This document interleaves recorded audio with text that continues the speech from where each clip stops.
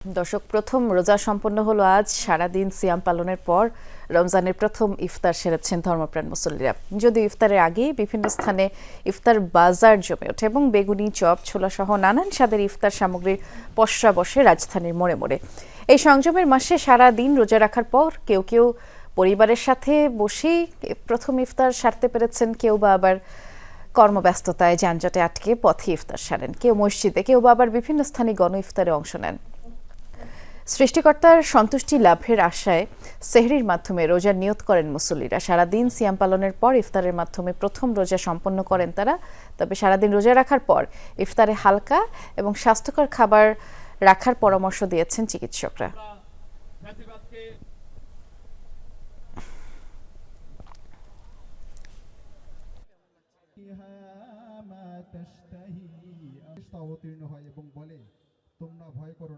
যেহেতু আমরা ইফতারের কথাই বলছিলাম, টিএসসির মাঠে আজ গণ ইফতারের আয়োজন করেছে নতুন ছাত্র সংগঠন বাংলাদেশ গণতান্ত্রিক ছাত্র সংসদ। আমাদের সহকর্মী ফয়সাল মাহমুদ সেখানেই আছেন, দেখে আসতে চাই আজ প্রথম দিনের ইফতার কেমন জমে উঠেছে। ফয়সাল, নতুন ছাত্র সংগঠনের এই ইফতারের যে গণ ইফতার কর্মসূচি সে সম্পর্কে একটু বিস্তারিত আমাদেরকে জানাবেন। বৃষ্টি, যেহেতু আজকে রোজার প্রথম দিন ইফতার মানেই কিছুটা বাড়তি উৎসাহ উদ্দীপনা থাকে। সে জায়গায় যেহেতু নতুন ছাত্র সংগঠন বাংলাদেশ গণতান্ত্রিক ছাত্র সংসদের আয়োজনে গণ ইফতারের আয়োজন হয়েছে ঢাকা বিশ্ববিদ্যালয়ের টিএসসির মাঠে, সে জায়গায় সাধারণ শিক্ষার্থীদের মধ্যে আমরা বেশ উৎসাহ উদ্দীপনা লক্ষ্য করেছি। যেহেতু অন্যান্য বছরের যেমনটি সাধারণ ছাত্ররা এরকম উন্মুক্ত প্রান্তরে তারা আসলে সেভাবে ইফতার করার সুযোগ পাননি, কিছুটা নির্দেশনা বা কিছুটা বাধা ছিল। সে জায়গায় এবার ভিন্ন প্রেক্ষাপটে ভিন্ন পরিবেশে কিন্তু সাধারণ শিক্ষার্থীরা, হাজার হাজার শিক্ষার্থীরা তারা একসাথ হয়েছেন এবং নতুন যে ছাত্র সংগঠনটি যেটি কয়েকদিন আগেই তারা আত্মপ্রকাশ করেছে, সেই বাংলাদেশ গণতান্ত্রিক ছাত্র সংসদের আয়োজনেই কিন্তু এই গণ ইফতার কর্মসূচি অনুষ্ঠিত হয়েছে এবং সেখানে কিন্তু খুব উৎসাহ নিয়ে আমরা দেখছি কয়েক হাজার শিক্ষার্থীরা তারা অংশ নিয়েছেন এবং আপনারা এই মুহূর্তে দেখতে পাচ্ছেন টিএসসির মাঠে কিন্তু সকলে একসাথে বসেই তারা গণ ইফতার করছেন এবং সকলেই কিন্তু রোজাদাররা তারা এখানে অংশ নিয়েছেন। আমরা এখানকার যারা নেতৃবৃন্দ রয়েছেন ছাত্র সংসদের, গণতান্ত্রিক ছাত্র সংসদের, তাদের সাথে কথা বলেছি। তারা বলছেন যেহেতু ভিন্ন প্রেক্ষাপট, সে তারা সর্বোচ্চ চেষ্টা করেছেন সাধারণ শিক্ষার্থীদের নিয়ে কিভাবে একটি বড় পরিসরে গণ ইফতার আয়োজন করা যায় এবং তারা সেটি আজকে করেছেন এবং খুব শান্তিপূর্ণভাবেই তারা সেটি সফলভাবে শেষ করেছেন। বৃষ্টি সফলভাবে সম্পন্ন হয়েছে, ধন্যবাদ। আমরা দেখছিলাম ফয়সাল। আমাদের সহকর্মী শওকত মঞ্জুর শান্ত এই মুহূর্তে আছেন বায়তুল মুকাররম মসজিদ প্রাঙ্গণে, সেখানেও ইফতারের কার্যক্রম চলছে, গণ ইফতার কার্যক্রম। যেহেতু প্রথম রোজা, শান্ত, প্রথম রোজার ইফতার আয়োজন আপনি কেমন দেখছেন এখানে আমাদেরকে জানাবেন। আপনি নিজে ইফতার করেছেন তো?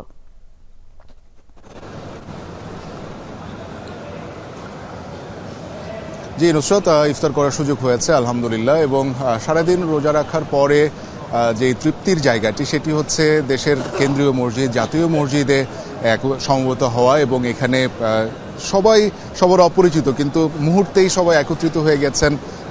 যেই মহানবী হজরত মোহাম্মদ সাল্লাল্লাহু সাল্লামের যে সুন্নাত রয়েছে সেটা অনুকরণ করেছেন। এক পাত্রে বসে ৫-৭ জন মিলে বসে ইফতার করেছেন।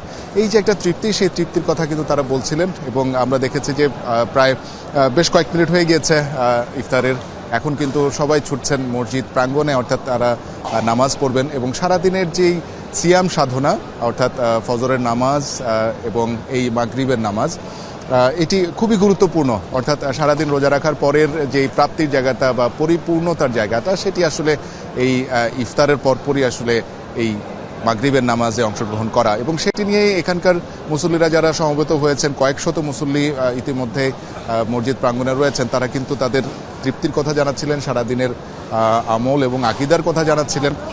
এবং বিশেষ করে আসর থেকে মাগরিব নামাজের মধ্যেকার যে সময়টি, সেই সময়টি নিয়ে তারা বলছিলেন যে নিজেদের দোয়া কবুলের যে মুহূর্তটি, অর্থাৎ ইফতার সামনে নিয়ে বসে মহান আল্লাহ রাব্বুল আলামিনের কাছে ফরিয়াদ জানানোর যে বিষয়, সেটি কিন্তু তারা পরিপূর্ণভাবে করতে পেরেছেন এবং তারা প্রশান্তির সাথেই তাদের ইফতারটি গ্রহণ করেছেন। চমৎকার, অনেক ধন্যবাদ বিস্তারিত জানানোর জন্য। সয়াবিন তেলের সংকটের কারণ জানতে তদন্ত কমিটি গঠনের ঘোষণা দিয়েছে ভোক্তা অধিকার সংরক্ষণ অধিদপ্তরের মহাপরিচালক আলিম আখতার খান।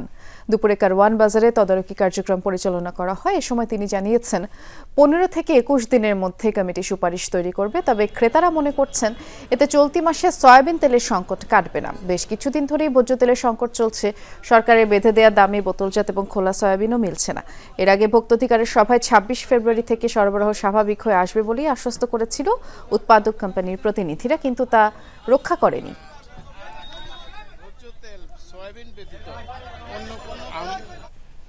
সংযমের মাসে কি খাচ্ছেন? বলা যায় সহজেই নিরাপদ এবং স্বাস্থ্যকর ইফতার ও সেহরির খাবার মিলছে না।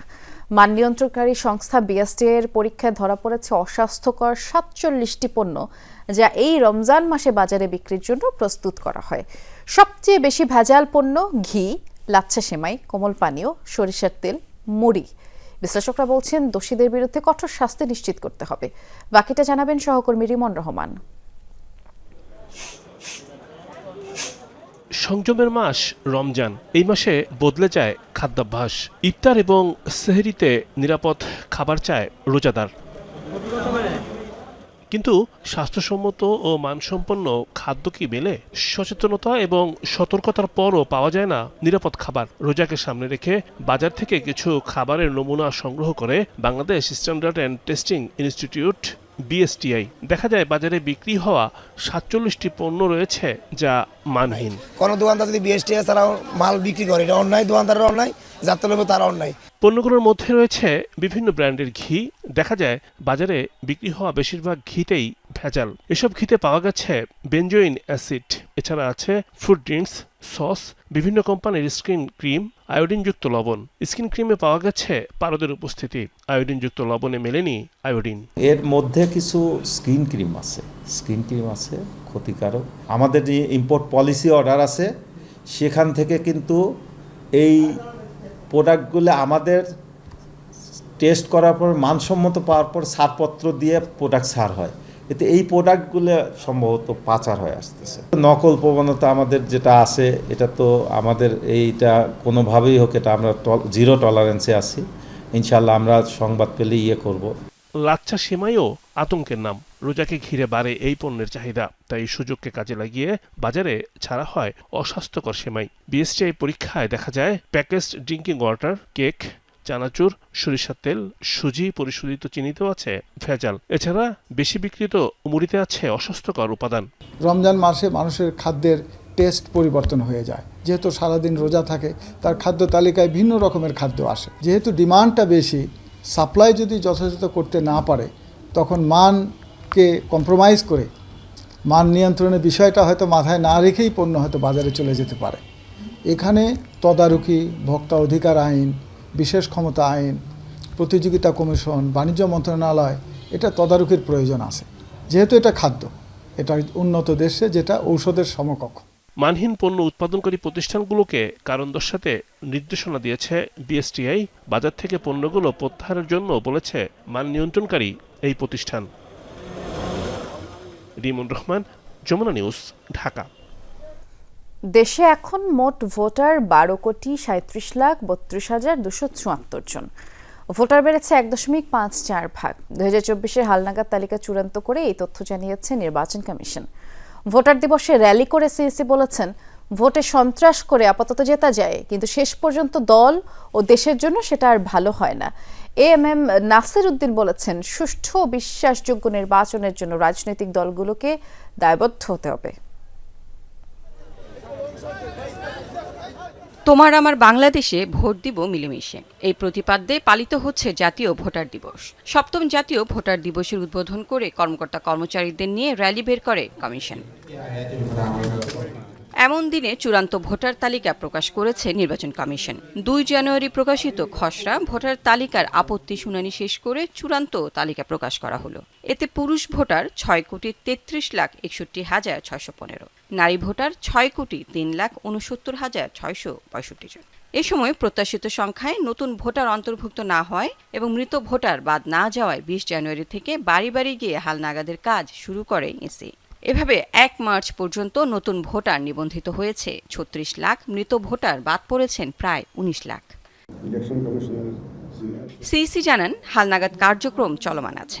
জুন নাগাদ আরেকটি ভোটার তালিকা প্রকাশ করা হবে। তিনি বলেন, রাজনৈতিক দলগুলোর বিপরীতমুখী বক্তব্যে চিন্তিত নয় কমিশন। ভোট সন্ত্রাস করে আপাত দৃষ্টিতে জেতা যায়, কিন্তু আখেরে নিজের জন্য, দলের জন্য, দেশের জন্য সর্বনাশ ডেকে আনতে হয়। সুতরাং আমার প্রত্যাশা কেউ এই জাতীয় উদ্যোগ নেবেন না। নির্বাচনী আচরণবিধি মানার ক্ষেত্রে একটা দলীয় চাপ থাকবে, দলের থেকে চাপ থাকবে। কোনো দলের প্রার্থী যদি কোনো গোলমাল করে, ও দলের থেকে তার বিরুদ্ধে অ্যাকশন নেবে, এরকম একটা ঘোষণা তারা করে দিল। এটা যদি হয়, আমাদের কাজটা কিন্তু অনেক সহজ হয়ে যাবে বলে আমি মনে করি। পরে ভোটার দিবসের আলোচনায় কমিশনাররা বলেন, সহিংসতামুক্ত, সুষ্ঠু ও নিরপেক্ষ নির্বাচন দিতে প্রতিজ্ঞ কমিশন। ভোটে অনিয়মের দায় এড়াতে পারে না ইসি। বর্তমান নির্বাচন কমিশন দৃঢ়ভাবে বিশ্বাস করে এবং ইস্পাত কঠিন প্রতিজ্ঞায় প্রতিজ্ঞাবদ্ধ, ভেঙে যাব মস্কাবো না। ভোটটা যদি সুষ্ঠু না হয়, তাহলে যে তাদের যে উইল, তাদের যে ইচ্ছা, তাদের যে মতামত, সেটাও স্বচ্ছ হবে না। রক্ত দেখতে চায় না, হানাহানি দেখতে চায় না, চুরি বাটপারি দেখতে চায় না, ছিনতাই, ব্যালট পেপার সরিয়ে নেওয়া ইত্যাদি দেখতে চায় না, রাতের বেলায় সিল মারা দেখতে চায় না, কোনো কর্তৃপক্ষের কোনো প্রভাব দেখতে চায় না। আমরা দেখতে চাই একটা স্বচ্ছ সুন্দর ভোট উৎসব।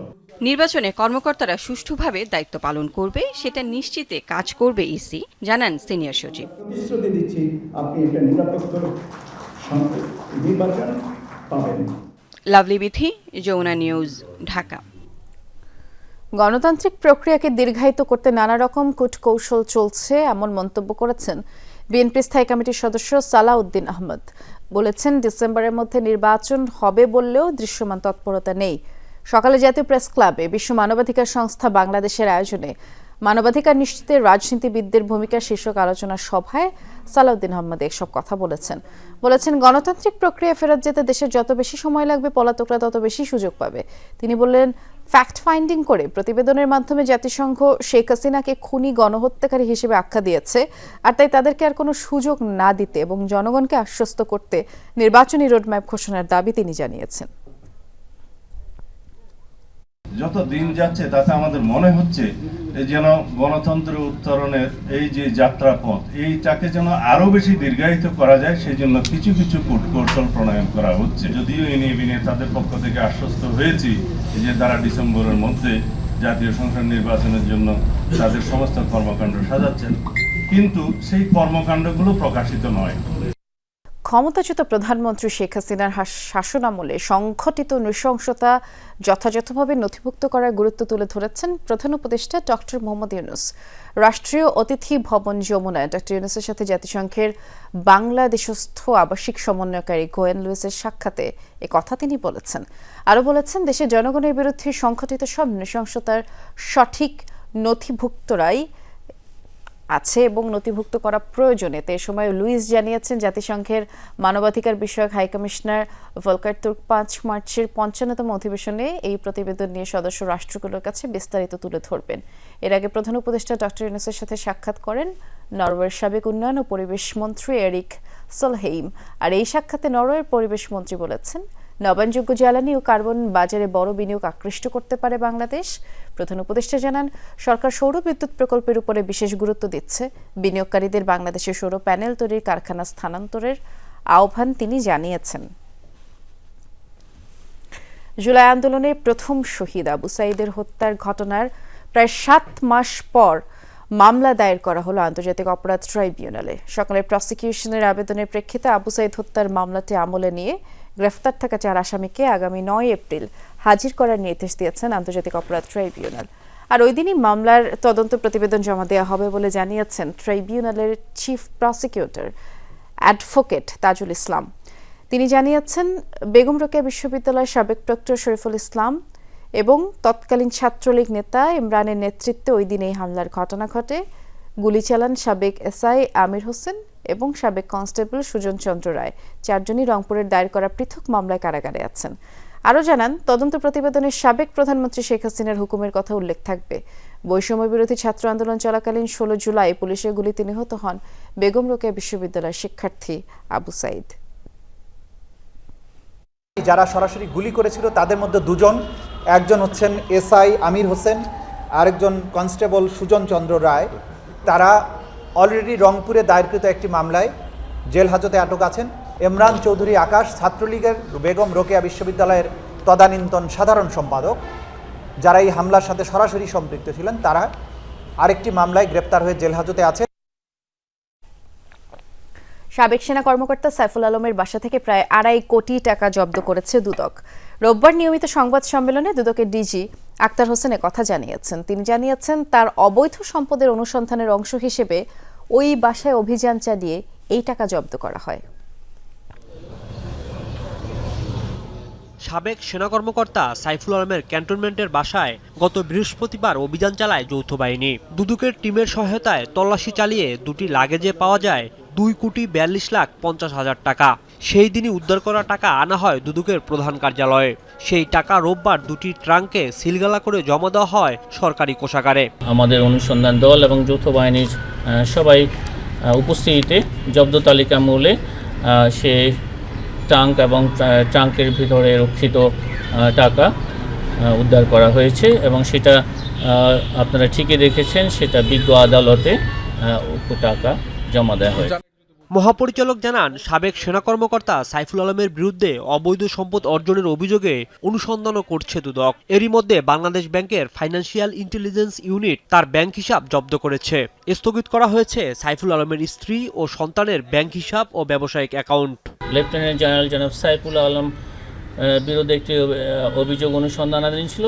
ব্রিফিংয়ে জানানো হয় 34 কোটি টাকার অবৈধ সম্পদ অর্জনের অভিযোগে সাবেক প্রধানমন্ত্রীর রাজনৈতিক উপদেষ্টা প্রয়াত এস.টি. ইমামের ছেলে তানবীর ইমাম ও পরিবারের সদস্যদের বিরুদ্ধে পৃথক 3টি মামলা করেছে দুদক। গত আয়ের উৎসের সাথে অসঙ্গতিপূর্ণ 30,62,00,000 টাকারও বেশি মূল্যের সম্পদ অর্জন এবং দখলে রাখার অপরাধে একটি মামলা রুজু হয়েছে। নিয়োগ দুর্নীতির অভিযোগে গোপালগঞ্জ বিজ্ঞান ও প্রযুক্তি বিশ্ববিদ্যালয়ের সাবেক ভিসি খন্দকার নাসিরউদ্দিন সহ 4 জনের বিরুদ্ধে মামলা হয় এদিন। নিয়োগ সংক্রান্ত জাল জালিয়াতি এবং ক্ষমতার অপব্যবহারের অভিযোগ প্রাথমিক অনুসন্ধানকালে প্রমাণিত হয়। রাজীব আহমেদ, যমুনা নিউজ, ঢাকা।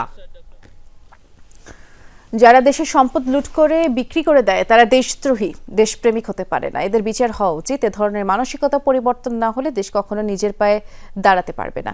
রমজানের তাৎপর্য শীর্ষক আলোচনায় এসব কথা বলেছেন ধর্ম উপদেষ্টা ডক্টর আফম খালিদ হোসেন। বাংলাদেশ ব্যাংকের কেন্দ্রীয় মসজিদে আয়োজিত আলোচনায় তিনি বলেছেন, শুধু পানাহার থেকে বিরত থাকাই সংযম নয়, ব্যবসা বাণিজ্যের ক্ষেত্রেও সংযম দেখাতে হবে। মানুষকে জিম্মি করে অতিরিক্ত মুনাফা আদায় পাপ। এ ধরনের প্রবণতা থেকে বিরত থাকার আহ্বান জানান ধর্ম উপদেষ্টা। ঘুষ দুর্নীতি থেকেও বিরত থাকার আহ্বান তিনি জানিয়েছেন।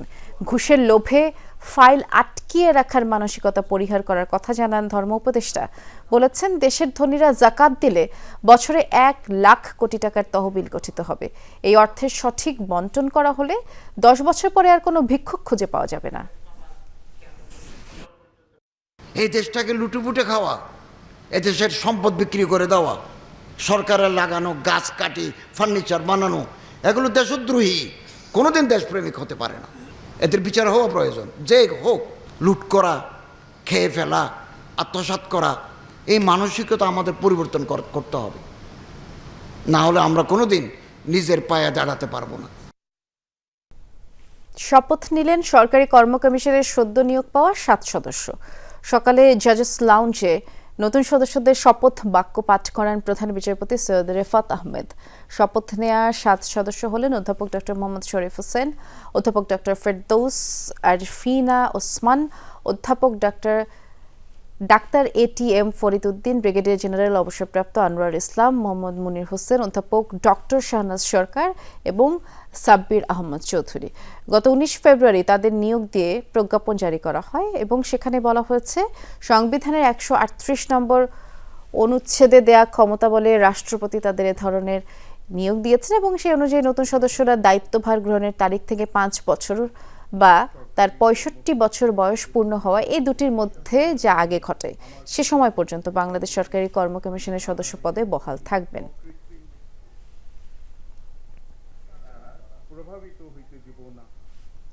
প্রশাসন ক্যাডার কর্তৃক আন্তঃক্যাডারে 12 জনকে বহিষ্কারের প্রতিবাদে কর্মবিরতি পালন করছেন বিসিএস শিক্ষা ক্যাডারের সদস্যরা।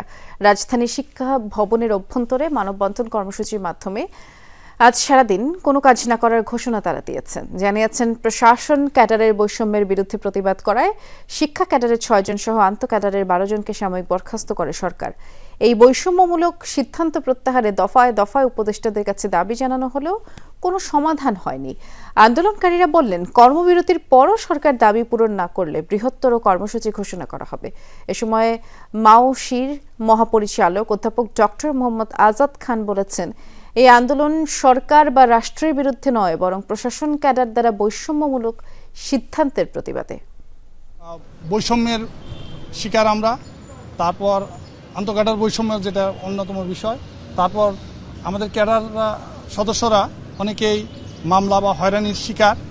এগুলোকে একটি সুষ্ঠু সুন্দর সমাধান যাতে আসে, সেজন্য মূলত আজকের এই কর্মবিরতিতে আমরা আসছি। প্রশাসন ক্যাডারের ব্যক্তিরা আমাদের 12 জন সদস্যকে সাময়িক বরখাস্ত করেছে। আমাদের সাময়িক বরখাস্ত প্রত্যাহার হয়নি এবং জনপ্রশাসন সংস্কার কমিশন যে প্রতিবেদন দাখিল করেছে সেখানে আন্তঃক্যাডার বৈষম্যের কোনো কার্যক্রমই নেই এবং জনস্বার্থ বিরোধী প্রতিবেদন দিয়েছে। তার প্রতিবাদে আমরা আজকে কর্মবিরতি দিয়েছি।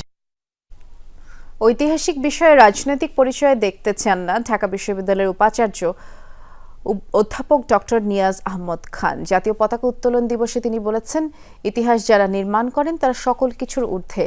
সকালে ঢাকা বিশ্ববিদ্যালয়ের কলা ভবনে জাতীয় পতাকা উত্তোলন দিবস উপলক্ষে অনুষ্ঠান ছিল, তিনি সেখানে এসব কথা বলেছেন।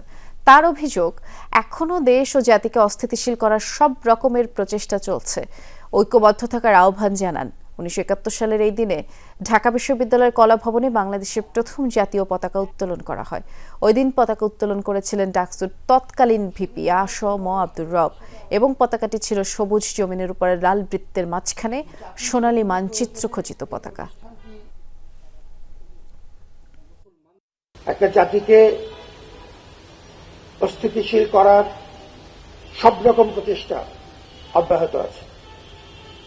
এই সময় আমাদের ঐক্য ধরে রাখা একান্তই জরুরি। এই সময় আমি হাত বাড়িয়ে দিলে আপনি আমার হাত ধরা একান্তই জরুরি। এই জাতীয় উদ্যোগগুলো আমাদেরকে ঐক্যবদ্ধ করে। এই জাতীয় উদ্যোগগুলো স্মরণ করিয়ে দেয় যে আমার অনেক সীমাবদ্ধতা আছে। শেরেবাংলা কৃষি বিশ্ববিদ্যালয় সহ দেশের বিভিন্ন শিক্ষা প্রতিষ্ঠানে হল দখল, সিট বাণিজ্য, সাধারণ শিক্ষার্থীদের জিম্মি করে অপরাজনীতির চেষ্টা চলছে বলে বাংলাদেশ গণতান্ত্রিক ছাত্র সংসদের আহ্বায়ক আবু বাকের মজুমদার অভিযোগ করেছেন। সাধারণ শিক্ষার্থীদের সাথে নিয়ে সে অপরাজনীতি প্রতিহত করার হুঁশিয়ারি তিনি দিয়েছেন। দুপুরে ঢাকা বিশ্ববিদ্যালয়ের বটতলায় জাতীয় পতাকা উত্তোলন দিবসে পতাকা উত্তোলন অনুষ্ঠানে এসব কথা তিনি বলেছেন। এ সময় ডাকসু সহ সকল বিশ্ববিদ্যালয় কলেজে ছাত্র সংসদ নির্বাচনের দাবি জানান তিনি। ছাত্র সংগঠনগুলো অতীতে অপসংস্কৃতির চর্চা করত, এমন অভিযোগে নিয়ে আবু বাকির দাবি করলেন, গণতান্ত্রিক ছাত্র সংসদ 52 থেকে 24 সকল গণ আন্দোলনের চেতনা ধারণ করেই এগিয়ে যাবে।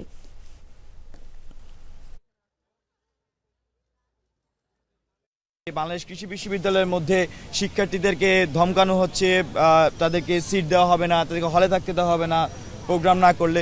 তো আমরা তাদেরকে হুঁশিয়ারি করে দিতে চাই, আগামী বাংলাদেশ আবারও দখলদারিত্বের ছাত্র রাজনীতি কায়েম করতে চাইবে।